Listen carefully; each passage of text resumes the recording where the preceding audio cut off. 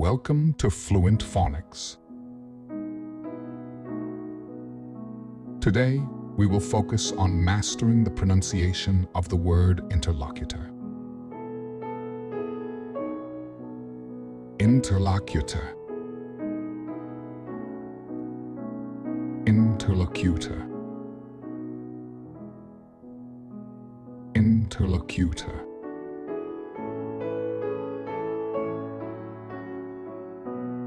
Here's an example of how one might use it in a sentence.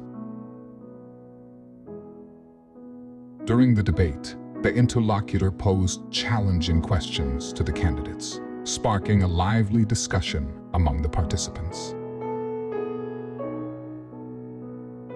An interlocutor is a person who takes part in a conversation or dialogue, interacting with others and contributing to the exchange of ideas or opinions.